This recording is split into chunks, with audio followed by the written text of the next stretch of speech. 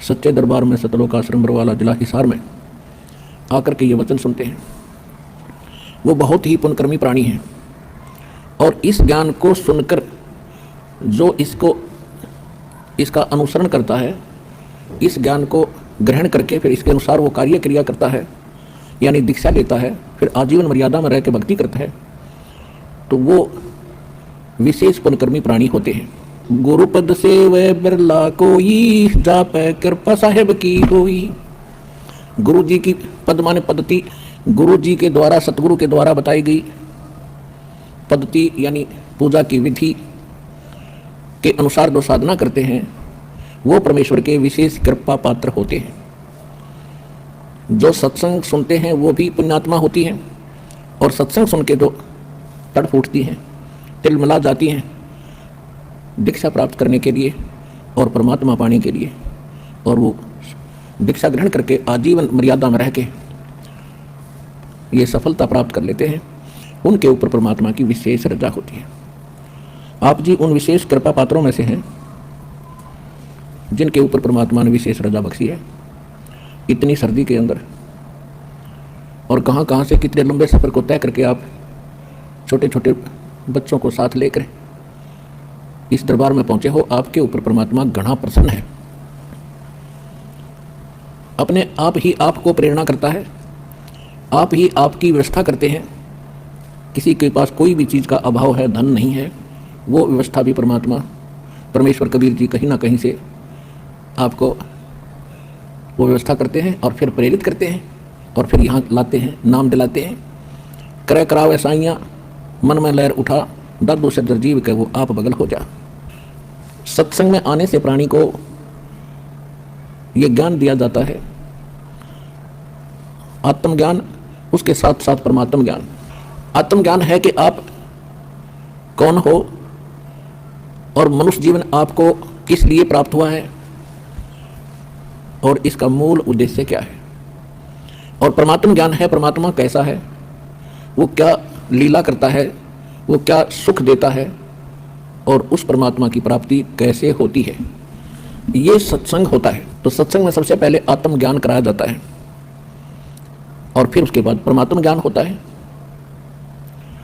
आत्मज्ञान ये है कि आप असंख्य युगों से इस काल के जाल में भटक रहे हो, जन्म और मृत्यु की इस फांसी पर लटक रहे हो। जब तक आपकी जन्म और मृत्यु समाप्त नहीं होगी आप सुखी नहीं हो सकते, चाहे सारी पृथ्वी का राज्य भी आपको प्राप्त हो जाए, क्योंकि यहां वो सुख है ही नहीं 21 ब्रह्मांड में।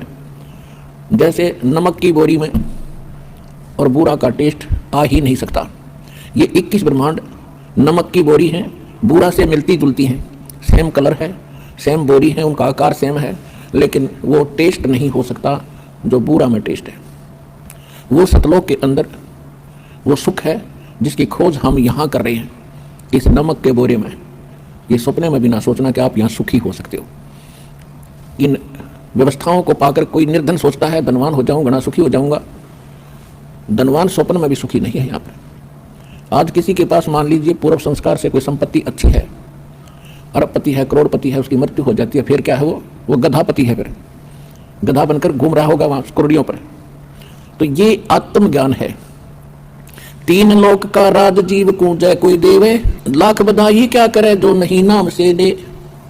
3 लोक का राज जीव को जय कोई दे, लाख बधाई क्या करे जो नहीं नाम से दे। कहने का भाव ये है, परमात्मा सूक्ष्म वेद में बताते हैं कि ठीक है अपने संस्कारवश है, कोई गरीब है, अमीर है, ताकतवर है, बलवान है या निर्बल है, निर्धन है, परमात्मा की भक्ति सबको करनी होगी।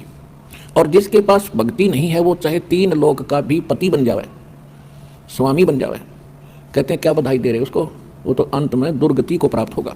और एक निर्धन कंगाल भक्ति कर रहा है और वो उस पूरी पृथ्वी और 3 लोक के स्वामी से भी ज़्यादा महत्वपूर्ण है, ज़्यादा वो कीमत का व्यक्ति है। परमात्मा कहते हैं राम रटत दारिद्र भलो, दारिद्र में निर्धन, नाम रटत निर्धन भलो, टूटी घर की छान, वो कंचन महल किस काम के, जहाँ भक्ति नहीं भगवान।